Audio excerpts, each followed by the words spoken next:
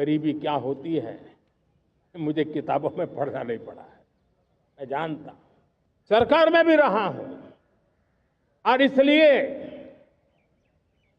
मेरी कोशिश रही है कि सरकार फाइलों में नहीं होनी चाहिए। सरकार देश के नागरिकों की लाइफ में होनी चाहिए।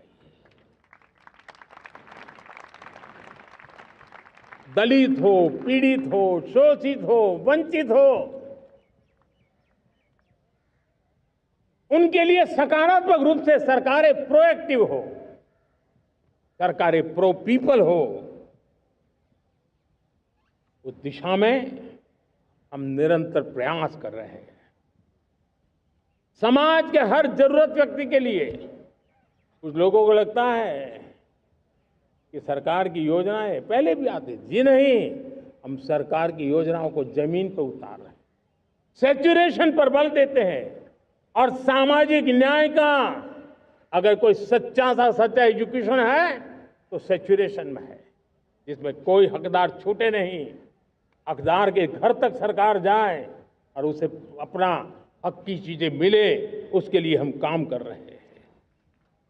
जनधन अकाउंट जब खोले गए ना, वो सिर्फ बैंक का अकाउंट था ऐसा नहीं है, उसे एक स्वाभिमान मिला था कि बैंक के दरवाजे मेरे लिए भी खुलते हैं, मैं भी बैंक के दरवाजे में जाकर के टेबल पे हाथ रख करके बात कर सकता हूं। ये विश्वास हमने जगाया है। आयुष्मान भारत ने बीमारी को सहने की आदत से मुक्ति दिलाने का और उनको अच्छे स्वास्थ्य के लिए मदद करने का काम, और जब हम वरिष्ठ नागरिकों को 5 लाख रुपए से ज्यादा मदद कर करके उनके आरोग्य की चिंता करते हैं, आज पीएम आवास 4 करोड़ गरीबों को घर मिलना मतलब जिंदगी के नए सपने वहां सजते हैं। वो सिर्फ 4 दीवारें नहीं है दोस्तों।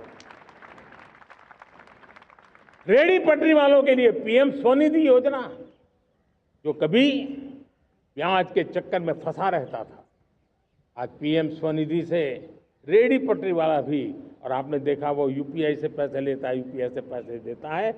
ये बदलाव आखिरी व्यक्ति तक चिंता, लोगों की लाइफ में सरकार होनी चाहिए।